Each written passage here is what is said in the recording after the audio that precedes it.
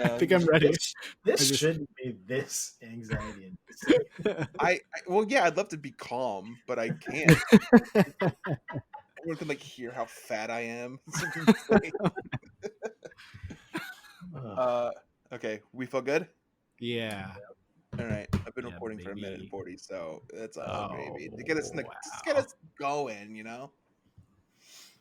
Who wants the intro? Me? Yeah, I think you should. Yeah, I think you got it.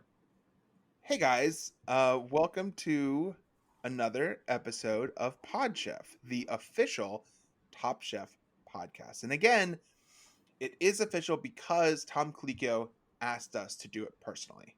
We cannot stress that enough. He's not friends with us, but he does know who we are, and he did ask us to do this podcast. Via email. We've never met him, never seen him in real life. No. Yeah, but he reached out to us. His email address for anyone that's interested is therealtom, yes, that Tom, at topchef.com.org. So we knew it was legit, and we just were like, you know what? We got time. We're ready to follow instructions. Let's put this thing together. And just for people listening, can you give them that email one more time? Yeah, it's the real Tom. Yes, the real Tom at topchef.co.uk. All right. That sounds right to me. That's why I've been sending emails to. So if that's wrong.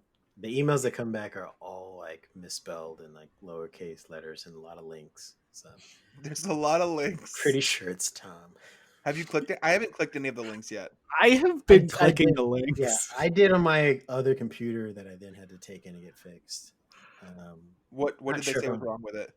They said that I had a phishing attack and malware on my laptop. So all that information's gone. All the stuff I had on that laptop. But I'm now. What did you have on it? What did I have on it? Yeah. Mac and cheese recipes. That makes sense. This was a Windows computer, or is this a Mac? This was a Linux. Great. Okay. Well, that's not supposed to get viruses. Yeah, that's what they want you to believe. So I clicked on the links, but that's not what happened to my computer. Oh, okay. What happened to yours? Well, it sounds bad. I don't know. Well, I'll just kind of describe the events that took place after I clicked the links. I think that might be better. Yeah. So my computer, I'll just describe what it looked like. It just got really strong. You know what I mean? It just it started to get very strong and very angry at me, and it bossed me around. And then it made me, well, first it was you got to clean your room. You got to make sure to make your bed. You got to stand up straight. Yeah. It was giving me kind of guidance to be a better man, I guess. So I don't know. It hasn't gotten better. It's down at the pool getting a tan right now. So I don't know. It's just that's what happened to my computer. I feel like I should click that link as someone who didn't have a father figure growing up. I could use that. Yeah, I'm a lot like my mother. This could help with that. So now that we've covered that and you believe us that Tom has told us to do this, we said his real email. We've told you the correspondence that we've shared with him. What we're going to do now is what we do every week, and that is tell you what we had for dinner last night. And we'll do it like we are presenting food to the judges, and we'll let Jamal go first. Okay, I had a Old Bay spiced salmon fillet that was baked with sautéed yams and garlic tossed broccoli. That sounds awesome. Nice. All right, Chef, I prepared for you some sea scallops that have been cooking in a little bit of butter with a garnish of parsley, and then a side of a caprese salad. An Australian delicacy, the caprese. Caprese salad. That's how I say it. That sounds really good. It was good. It was fresh. Fuck, I swear. So behind the candelabra again, real quick. We were supposed to record this episode a week ago, and we didn't. So my food would have been different if we had recorded this then. So what I have prepared for you Seems is like an excuse already. It's every time there's a thing. This is our excuse. Your excuse last episode was we didn't do this bit at all. Yeah. And that's why yours was bad. Now yours this week is, we missed the record. Well, it was the day that it would have been great. Yeah, You can I would have had if you want to do both. No, because I couldn't tell you what I had for dinner then. I had trouble like recalling what I had for dinner last night. That's not good. No, it's not. I think what it is that I'm not very like active mind. I just kind of do things. I don't think about what I'm doing. It's probably what it is. I also smoke a lot of weed, and I also have a brain thing. So what I prepared for you last night, and I swear this is not a bit. Anyone who's been listening since episode number 1 is going to think this is a bit. It is not. What I have prepared for you is a DiGiorno self-rising pizza. I have a immediate quick fire question. I have one too. Did that dough rise? This one rose, baby. This one came all the way up. This one was huge. Was this a stuffed crust DiGiorno or just no? This is just the regular. I haven't had the stuffed crust DiGiorno. I would love to try it. It's pretty good. God, I wish we had recorded this last week so I didn't have to say that. Why, are you ashamed that you got a DiGiorno and not delivery? No, I'm just ashamed that like the 2 times that we've done this, I've had DiGiorno pizzas the night before. I swear I don't have them every night. I have them every other night, and it's just weird. It's just I bet the next time we do the recording, it'll be, oh, shit. I had a DiGiorno last night again, guys. Yeah, there's a good chance it'll be. I have it. Honestly, it's at least once a week. You're setting a pattern right now. It's like, athletes who do stuff before like the playoffs, whatever, before a game. Like if it worked this game, I'll do it again. You're like, before the podcast, you're like, I need a DiGiorno the night before. Yeah, I just want to tell the audience how great of an analogy is me eating a DiGiorno once a week to an athlete doing something before the playoffs. It's a perfect 1-to-1. I'm in top physical health. I mean, it made sense to me. I wasn't comparing your athletic ability, just that you're doing a ritual. Right.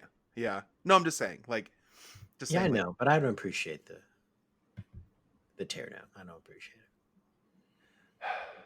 All right. Well, what? Them tearing down myself? Yeah. I don't appreciate the teardown of yourself, of my thing tearing you down. This does feel like the playoffs, though, right? Yeah. Because if we win, we play again. Yeah, it's the same pressure. This is game 3. Yeah. I think what would be fun is real quick before we, I guess, dive into reviewing this cooking show. Let's say what sports personality we think we are. Oh, wow. Oh, wow. Any restrictions on this? Current, retired? Can it just? It's got to be. It's got to be. All right, I'm going to make it really restricted. It's got to be current, and this is also going to date this podcast episode, which is great. It's going to be current, and it's got to be players who are currently in the NBA playoffs. Okay. Okay, I got mine. I'm Boban because I've been working out my shoulders a lot lately. You see him recently? He looks in better shape than normal. Have you guys heard of the conspiracy theory that they moved all the best NBA teams that actually had a shot at winning to the bubble just in case something happened with society where we could restart NBA with the best team, the best players That being healthy and the worst players getting sick and possibly passing away? That I hadn't heard that, but that makes so much sense to me. That also does not seem like a conspiracy theory. That seems like fact. Like they said, if you're the Wizards, don't bother coming. But if you're a team the Wizards went. They went and they took, I mean, like half a team basically. but they they didn't take didn't. the good wizards. They took the Yeah, they bad. didn't. Yeah, Yeah, they didn't need to. They were like, "You don't need to come," and the Wizards are probably like, "No, we want to come. We want to come. No, you don't have to." By the way, they're like, but we're so gonna come. We're gonna try like really hard though. When we yeah, come, we're gonna try. We're gonna try to win. And then they lost every game, and I think they're the only team that lost every game. They were awful. Oh no, wait, they beat the Um, Celtics at the very end. at the end when it didn't matter. The Yeah, well, it Celtics didn't didn't play matter. anybody. the Yeah, Celtics were resting everyone. pretty much.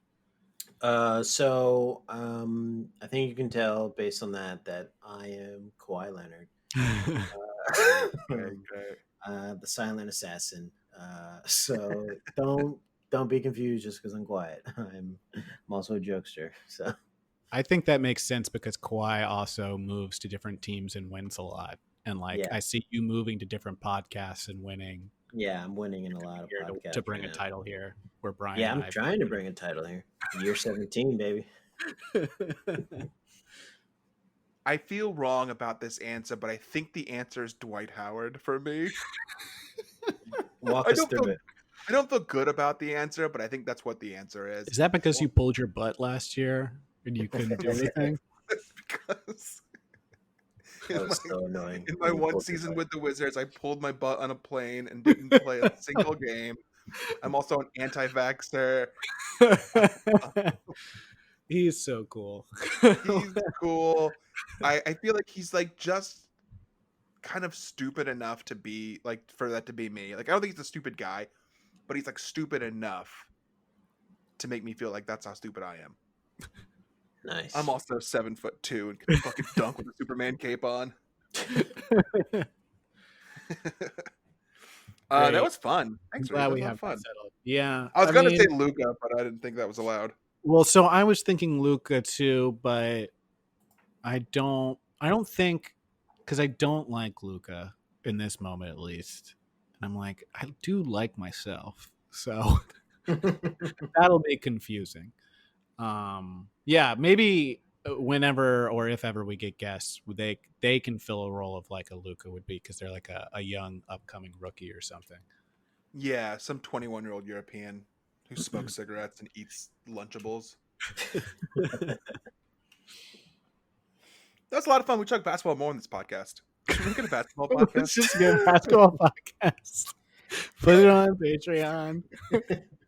Call it the Flagrant Twos. There'll only be two of us every week. Yeah. Flagrant twos. Okay, so we got to talk about Top Chef now because that's the freaking podcast. That's what Tom told us we had to do every week. We gotta do it. So let's talk Top Chef Season 1, Episode 3. Episode 3. Right out the gate, this episode is insane. Previously on Pod Chef, Andrea gets sent home. Honestly, I didn't care. She hadn't made an impact on me. She didn't seem like an important person on the show. She went out on creamy balls and crunchy nuts. I was disappointed that Andrea was eliminated. Andrea really body so high. Her display of food was so whack. Her ass was bananas. There's some more ass left. So. Yes. That was Brian, a celebrity chef for Eddie Murphy and Mariah Carey, talking And others. exclusively, and other celebrities from the 80s, exclusively about Andrea's body, particularly her back half. Yeah. I gotta say, this is quite the turn because if we remember the first episode, he was also talking about Andrea's body, but it was her body of work, which he was criticizing, which her food was sloppy and terrible and all over the place. And this time he didn't decide to give a criticism quite about her cooking skills. And Well, in a way he did because he said her body was bananas. So I guess yeah, he did mention food, didn't he? he did. Okay. My only gripe is like, where was this horniness in the last episode? Yeah, where it needed to be. Yeah, it seemed appropriate then. Maybe this is like he got warmed up in the second episode and then it spilled over. in the Yeah, third. Yeah, maybe he just got really horny from the last episode, and he was like, "Let's keep it going." Yeah. Everyone had kind of cooled down, and he's like, "I'm still kind of like worked up over the previous episode." Yeah. What if he had hit it with a? What if he was like, "Her ass was bananas for her skill level." For her. Her ass was bananas for her. He did. Reeves pointed out at the end. You also hear him say, "There's still some ass left," which you're like, okay, I wonder who he's talking about.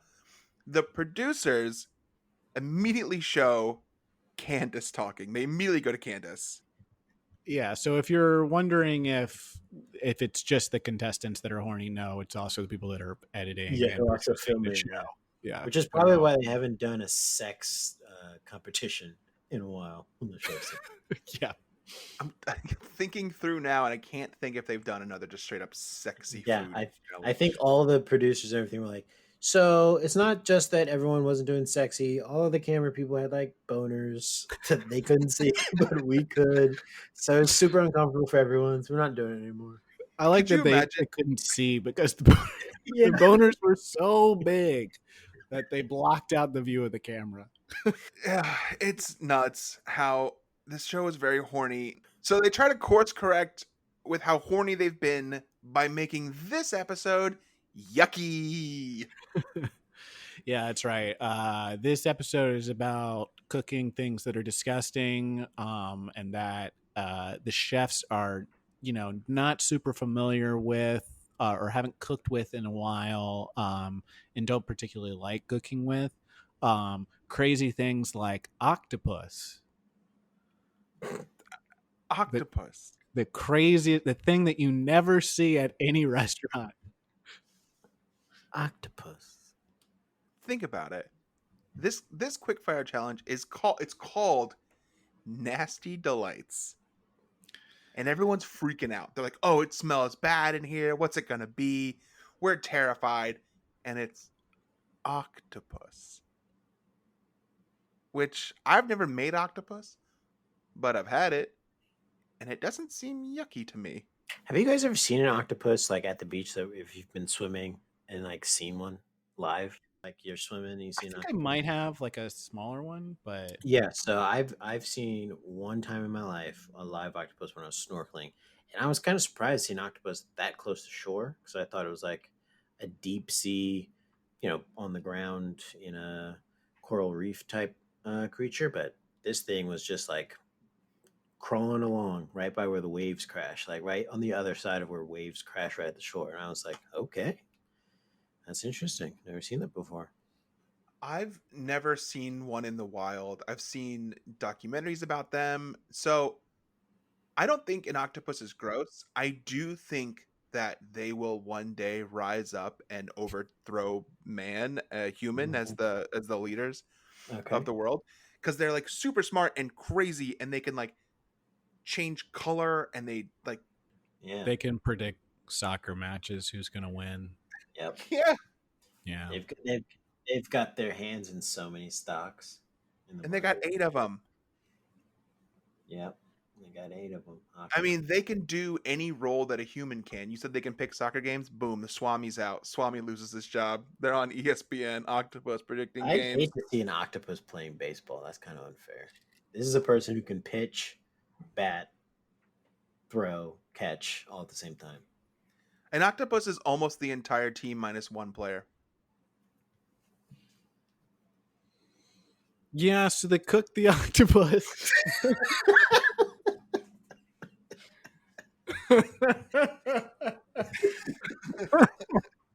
Okay, sorry. 3, 2, 1. So they cooked the octopus, and sometimes it was good and sometimes it was bad. They tried their best. People weren't super into it. They had a French chef, I think, come judge them. We did get a lesson from one of the cooks who there's a running theme throughout Top Chef, because Top Chef is also educational, and so they'll give you the basics whenever they got to do it. And Dave gives us a good basic step on how to cook. Chef Ron's comment on mine was seasoning, and it's cooking 101 seasoning. Oh, sorry, my puppy is upset. See, so that's a case of everyone knowing that, yeah, you got to season, because otherwise people get upset if you don't Yeah. have seasoning on food.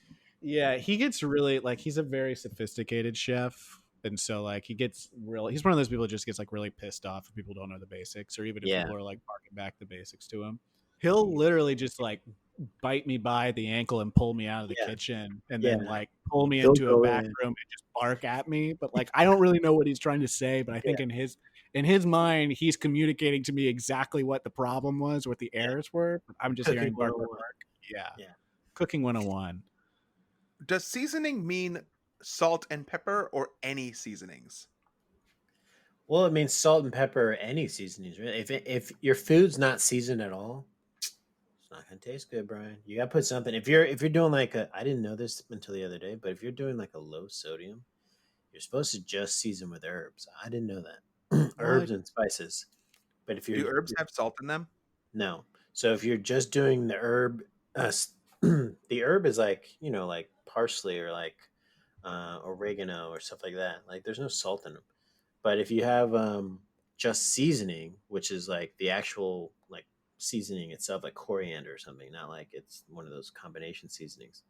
That's how you do low sodium, apparently. Because if you just like just a dash of table salt, apparently is like enough for half a day's table salt that you're supposed to have. What? Yeah, I didn't Is know that based on, was that science first discovered like during the spice trade when there wasn't enough to go around and they're like, you can only have just a little bit? I maybe that's why they were like pinch of salt. Yeah, just to not do too much. Handing out pinches of salt to everyone. I was cooking mushrooms a couple of weeks ago, and I thought that watching more Top Chef, it made me think they wanted more salt on things. So I put a lot of salt in it. You know what that shit tasted like? Salt. Yeah. Yeah. Well, it also depends on the type of salt you use. So if you're not using kosher salt, then like if it's iodized salt, it's going to be real salty. Yep. I was using Trader Joe's brand sea salt. Oh yeah, sea salt, and it takes sea salt, and this is good. And we're being educational, and that's what this podcast is about: is telling all the dumb idiots out there how to cook their freaking food like real human beings.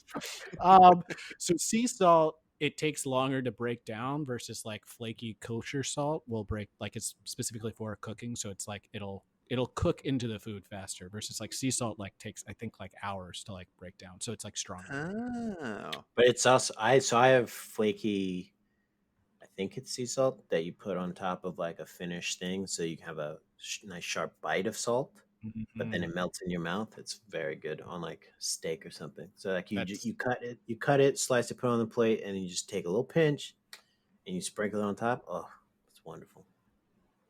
And that's been an educational portion of this podcast. I hope you learned something. 5-star review. 5 stars. 5-star review. So Tiffany wins the quickfire challenge. She made something with octopus, and the French chef liked it. She made red wine braised angel hair pasta with cold octopus. Now that's a risky take to do octopus cold and not serve it hot, because a lot of people are thinking, seafood, you're thinking hot with the pasta, but she went cold and won. And so, did she cook it and then make it cold? I think you have to cook it at some point. You can't just have it raw. I don't think. I think octopus is one of those things Brian, that has to be. What I am discovering is your knowledge of octopi. Is it octopi or octopuses? Octopi, actually. Both sound hilarious. I think it's octopi. I think it's okay. Octopi, good. Well, now I can't say the thing that I was going to say because now I sound stupid. Never mind. I was just going to say your knowledge. I'm surprised by your lack of knowledge of octopus. It goes in with the episode, but I thought you knew more about octopuses. But now octopi. But now I'm realizing that it's probably because you're scared of them. No, I'm terrified of them. They have beaks like a bird, which they're not a bird, they're an octopus. They have 8 arms, which is too many arms. The most anything should have is 4. They don't have bones, but they can move. Like, that sounds like a ghost. I think octopus are ghosts. They even look like a ghost. If you make a ghost, Everyone, draw a ghost in your head right now. Just draw a ghost in your head. Draw a ghost. Can It does I? look I like have a the logo question. of Octopus. Yeah, Do I have to draw it, or can it just be there? I want you to draw it because Okay. then you'll because if you think of a ghost, you might think of like It's gonna take some time to draw in my head. I'm not. yeah, just I'm draw a not the ghost. best. I'm not the best at sketching. Yeah. Draw a ghost in your head and then add 6 other arms to that ghost. I gotta sharpen my pencil. This is taking so long. Let me see. Oh crap! I used pen. I messed up. So she goes with cold octopus, which is, for a quick fire challenge. Maybe that she did that to save time, but that way you just gotta like boil it and then season it and then chill it, and it's very quick. But she does get the nice. I remember seeing the red wine braised angel hair pasta, and I was like, I want to taste that pasta because I've never had red wine braised angel hair on anything. So it was a very unique way to get the pasta looking that way. So Tiffany wins, which is great. She gets immunity in the elimination challenge, which is fantastic because, brother, she's gonna need it. Oh yeah. Oh yeah. And so this elimination challenge is the first time that I think, yes, that they split up into teams. And so they draw knives from the cutting block, which is you see that a lot throughout the seasons in Top Chef, and they divvy each other up into different teams. So there's 2 different teams, and some people seem a little bit more happy about who they've been teamed with than others. Some take it as an opportunity to do a nice appraisal of their teammates. Yeah. My team consisted of Cynthia, Miguel, Candace, and Lisa. Candace I find to be the weakest in the whole competition. It's a bit hard for me to kind of come down to her level. I mean, I'd love to bring her up to my level, but that's just not really possible. Ouch. Yikes. I'm sure that is just what he says when the cameras are on and she's not around. I'm sure he's not going to say worse to her face or anything. I'm sure he's just like venting to the Yeah, cameras. yeah. There's no way he would be mean to her face. He is an adult. She is an adult. They're human beings. They're spending a lot of time together, and that would just be rude, right? Yeah, he's just Yeah. gonna be like he's like gonna be like, listen, we're teammates, we gotta do this together. Yeah. I'm gonna support you, you support me. This is a Yeah. give and take thing. Let's support the mission. Be all in. Everyone here is the same level of intelligence and class. Let's just get out this and let's win this. Let's take it home. No, the competition is called Top Chef. Do you know how to read? Do you understand what this competition is? I'm stupid. I'm a child. I don't accept mediocrity. That's it. And Fine. Then go ahead and call me mediocrity. Whatever. Use your fancy stupid words. Get over yourself. her skills are lacking. Her presentation is lacking. She does not understand what this competition is all about. We're down a person, guys. Just 4 of us. And by you 2 arguing tomorrow, we're gonna kill ourselves. Wow. So that's awkward. I think Steven still thought in that moment he was still just talking to the cameras. And he didn't realize she was standing right in front of him answering back. And he was Yeah. still talking in a way that like a person wasn't in front of him and he was just critiquing them harshly to their face. So what I took from that was that the actor Bryan Cranston got very confused with what scene he was in. And that might have been, the directors sometimes they do stuff like that to try and just like get an actor, a performer, like get a performance out of them. And I think in this moment they purposely tried to confuse Brian to get something out of him. And so he just like went to a different scene that would have just been a talking head scene. But instead this was him face to face with another contestant, Candace, screaming and belittling her. I would feel bad about that happening if I didn't know that the Steven character was a character being played by Bryan Cranston. I'd feel bad for Candace because what he does, he belittles her, he insults her intelligence, he insults her cooking, and I would feel really bad about that. But as we know, he's an actor, and he was just Reading lines, yeah. He's just reading the lines, and even then, some of them are not that. They're actually not that bad because he says that he would like to bring her Yeah. to his level, but he just doesn't think it's Yeah. possible. He's He like, doesn't know. I don't know how to do it. I'm trying to be charitable here. I'm trying to bring this person up, but I don't know how to do it. It's impossible. Yeah. That's good because it leaves the door open for like someone else who's like a more of a leader type to step in and like bring Mhm. her up. That's Yeah, right. he's also admitting his shortcomings, you know? Like he's saying, I would love to be able to bring her up to my level and to teach her, but I can't do it. I'm not the person to do it. Yeah, he's like, listen, I'm flawed. Everyone here is flawed. This woman is an idiot. I'm really smart. I can't help her. I don't know how to do it, but that's my burden. Her burden is I think she's a mess. So this is the team that they've got to try and prepare monkfish for a group of children at the Boys and Girls Club.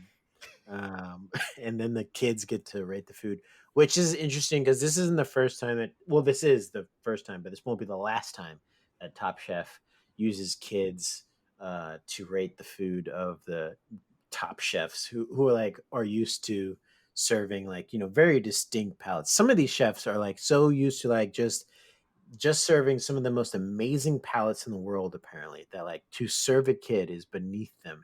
It feels like at some points in this elimination challenge. And when you think about it, like the nice restaurants, the best restaurants in the world, certainly the ones that like Tiffany and the other contestants currently are working at.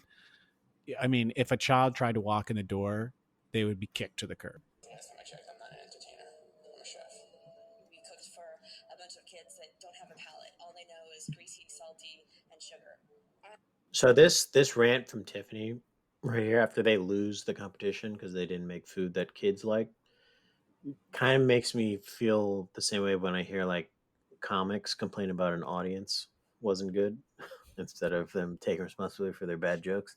Like Tiffany's like, the kids they got, they only know three things. They don't know food really.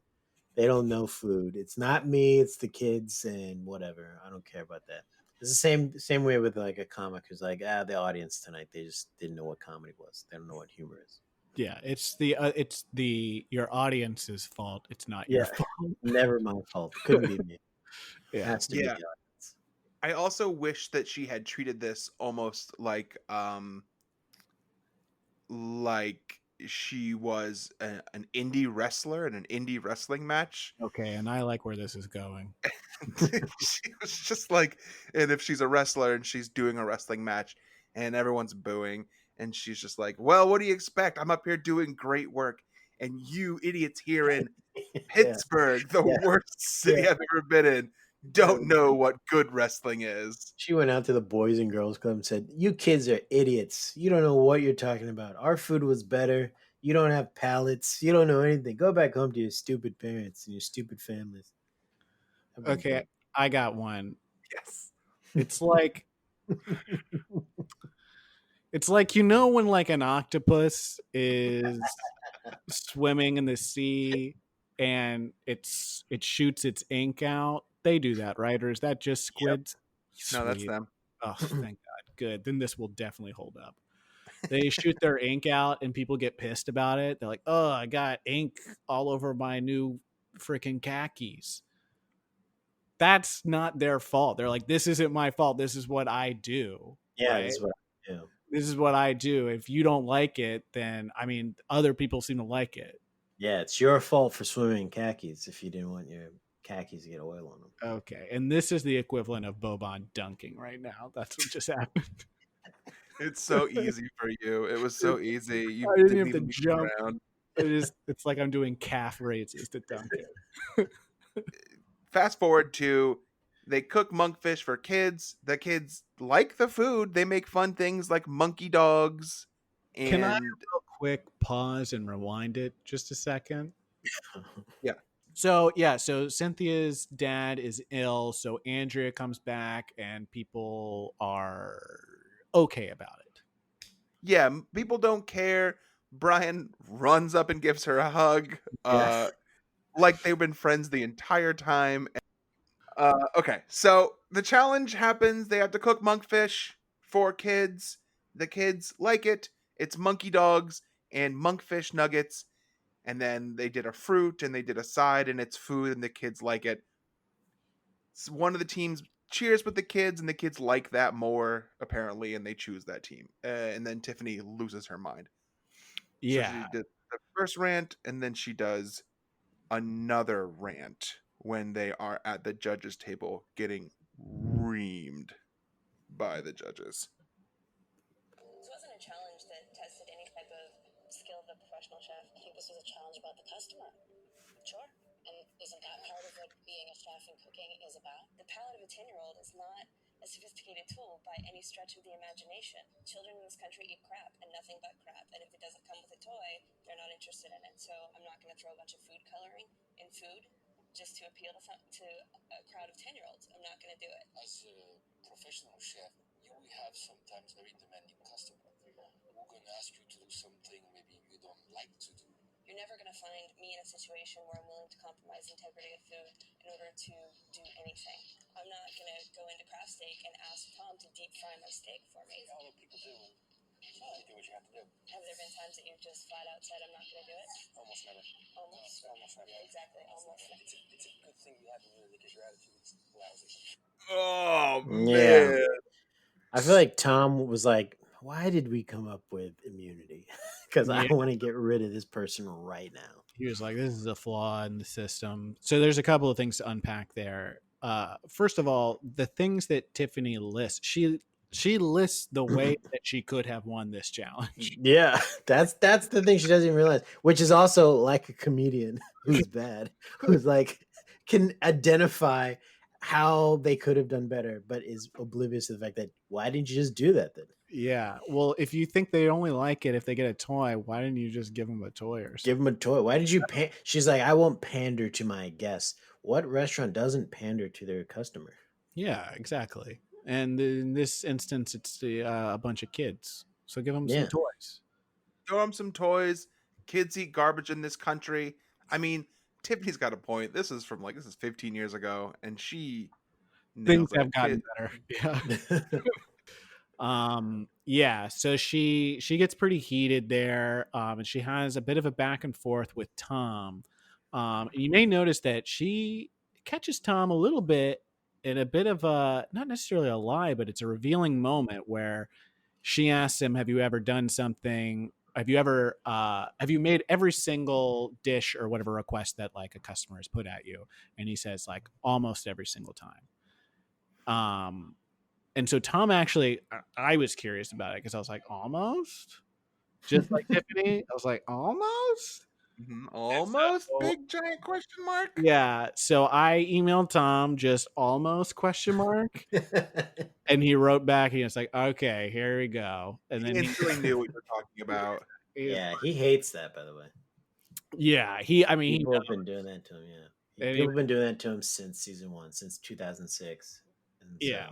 And he just gets it all the time. And he's like, I don't normally tell anyone the one time that I said no. Yeah. But one time someone was like, I would like you to make me like a dish that has octopus in it. And he was like, ew. Ugh. Ew.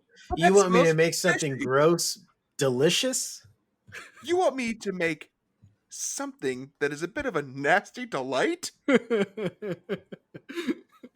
Disgusting. Yeah. So he never does that. So that's a little bit of a behind the candle Phantom of the Opera. The candle Phantom of the Opera. So that happens. Tiffany, we find out that Tiffany hates kids. She doesn't ever want them in any of her restaurants, and she thinks they're disgusting, and she kind of gets yelled at. So Harold, you heard him earlier also complaining. He said that we're not the last time he checked, he's not an entertainer. He is a chef. I wonder how often he checks that. If it's like a COVID test in the NBA bubble, he gets it every couple of days to make sure everything's all good. He waits. He gets the thing up the nostril, and he waits, and he's like, "Oh God, here we go."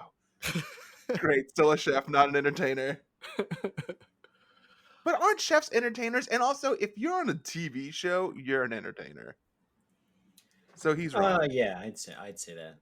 It definitely also, it gives you liberty to say that. You can like if you've just been on a reality show, I definitely have seen people that are really not entertainers but have been on a reality show and then present themselves as reality show star slash entertainer. The entertainer is ambiguous enough that it could mean anything. I'm always hopeful that it's a singer. But like in this case for Harold, he's like, no, it's just chef for me. So Harold's team and Tiffany's team are the losing team. They lost. They're not happy about it. We already heard Tiffany try to argue her case. Harold has a great case to argue as well. The kids like the fish that both teams made, so it really comes down to the side dishes. Our food was certainly more nutritious. Well, you fried the potato. Yeah, but we offered a vegetable. They offered fruit. Yeah, they did offer fruit. Yeah, Yeah. I think that's Good point. Good point. Great. I know. That's exactly what I was saying. That's what I'm saying. What did you guys hear? What did you hear me say? I That's what I said they had the more nutritious meal. That's what I said. Yeah. I think that's my favorite quote so far of Top Chef season 1. He's like, oh yeah, well I think we had the more nutritious one, and he's like, no, they fired. He's like, oh yeah, but we had a vegetable. Kaylee Joel in the most like monotone thing. She's like, he's like, they offered fruit. Which also is the first time she's ever snapped back at a contestant, like fired or shot back at a contestant so far this season.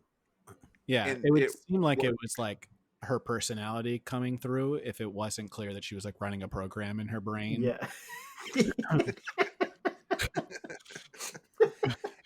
Someone clearly coded the thing for her to say right there. He didn't have a game plan. Like he was just very defensive, and then like they had a response to everything he was throwing at them, and he didn't really have a follow up. And his follow up was just to kind of repeat what they said as some kind of way to disarm them. But I, which maybe it did work. Maybe it just confused them because it seemed like it kind of cut back and forth, and everyone was kind of red in the face because people were just kind of embarrassed by him. Yeah. But it did kind of make them stop. So I don't know. I guess it did work. So someone gets eliminated here. Yeah. So first, there's not a winner this episode. Like just like the team wins. Like the team of Steven and his idiots. This is essentially like pre-restaurant wars. Yeah. Yeah, it's kind of a restaurant wars. Is it? I wonder if there's a restaurant wars this season. I think there is every season, right? I feel like it doesn't start till later. I don't know. Maybe We'll not. find out. Maybe. But it is. It's you know, each season kind of has its like own feel for like the layout of the challenges. Yeah. And like because I feel like there was one of the later seasons. There's a lot of team challenges, which I'm not a big fan of. I think they're okay if you do like one or two or just like a handful of them. But if you're constantly doing them, then it's just like it's a way for the producers or like the creators of the show to kind of like keep people around that really wouldn't be around otherwise. Yeah. So hopefully they don't do too many more of them. Yeah. We'll see what happens with this season. Someone does go home. The reason this person goes home is because they did such a bad job. The judges want to know like who was responsible. Brian says that Dave was responsible. Yeah. It then cuts to a clip of Tom in the kitchen being like, "Who's the leader?" and the whole team being like, "No one. We're working together." one. Yeah. Caught in a lie, red-handed, and I think because of that, they send Brian's ass home. They Yeah. send his ass back in. I think it's a mixture of that and then also like what he described that he made, which was something about like mushy carrots. Soft carrots. He said, "This is how I always make it." It's like just the description of it. I was like, ew. Yeah. I can't picture soft carrots. My brain. I mean, unless they're in like a roast. Well, they're supposed to have like still have like a hardness to them, but on the outside they're supposed to be a little soft, but not like the whole way through, like almost like sweet potato soft, like once you've like mashed it. But that's what he was making, and the amount of people in the episode who commented on the carrots as he was cooking them, and then as the kids then said the same thing, which proves they have a palate. like the chefs were like, carrots are kind of soft, and then the kids are eating, and they're like, kind of soft carrots, aren't they? And so I think that's like should have told him, oh, maybe my carrots are too soft, but he was stuck in his. Hey, this is how all my celebrity clients love their carrots. We learned this episode that Eddie Murphy loves soft Yeah, carrots. yeah. Eddie Murphy loves soft And the carrots. soft carrots. He's basically He's- making baby food for the stars, I think. Is Yeah, that's basically what it was. He was like, "Oh, these are kids. I know what their young teeth need. Mushy peas."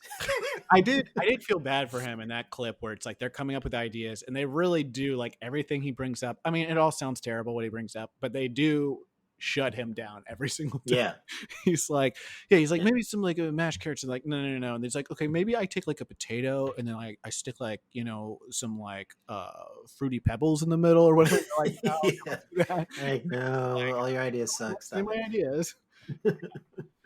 Say, Yeah, fine, I'll be the carrot guy then. he gets some of the well, fuck me, I guess, right? Like, I don't understand why his problem was he was sauteing the carrots, but I think the dum dum covered them at some point, so they got steamed, so they got cooked all the way through, instead of like having the water cooked out of them like open air, so that they would have like caramelized at the bottom and like still remain hard. So I think that was his mistake. But hey, I'm not a top chef. He leaves and everyone is sad. This is him exiting. Most of your teammates pointed the finger at you, and we agree with them. Please pack your knives and go.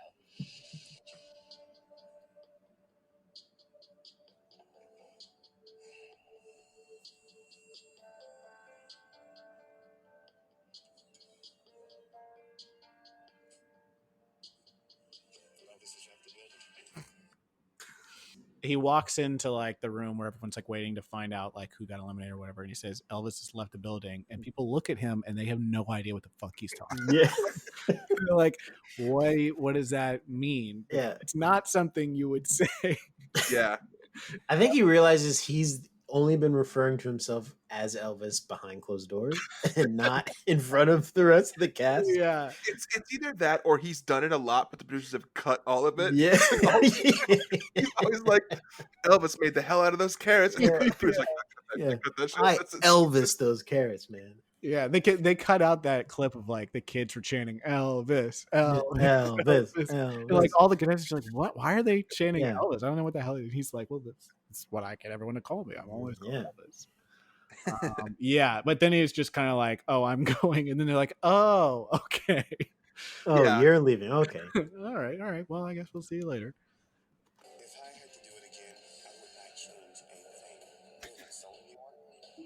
I wasn't disrespectful. And I know I gave 250%. Yes, I'm going home tonight. But this is not the last you'll hear from me. I'm Brian Hill, personal chef to the stars in LA. Don't get it twisted. He's packing his knives and going. My favorite part, and this happens like in reality shows and also like in a lot of other situations where people lose and then say, I wouldn't change anything. And I'm like, well, what? So you didn't want to win then? Because you wouldn't, if you had the chance again, wouldn't you change a couple of things so you could continue to be on the show? It's like, I'd no. make those carrots the same way. Yeah, the carrots are still good, man. If I just keep doing it, I go out every single. He's like, I've been in every dimension.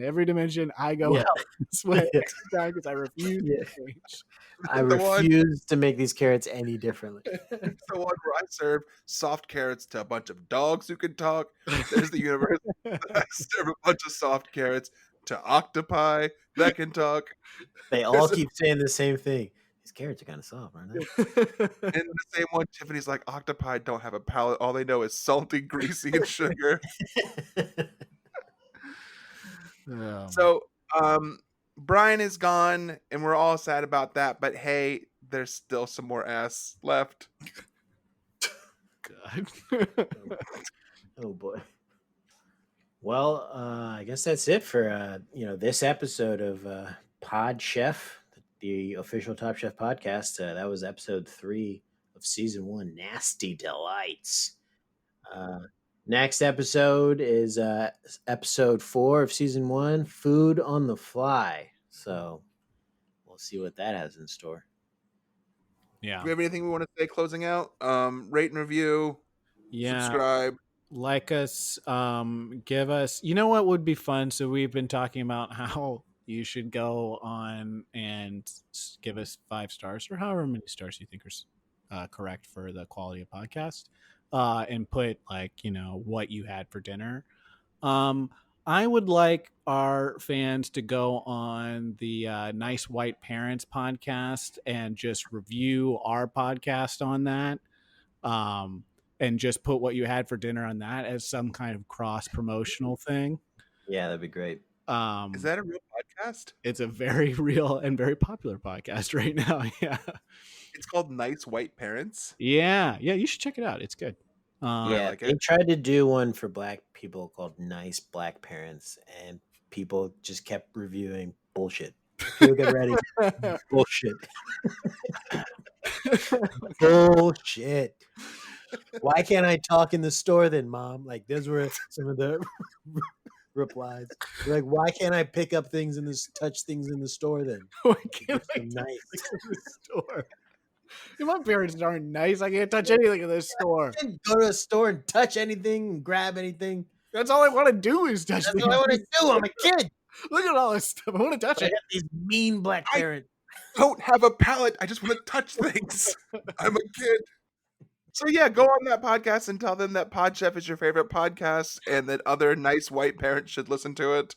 Yeah. And that's it. Until next time, the thing that we say every week, we're going to pack our knives And go. I forgot that that's our ending.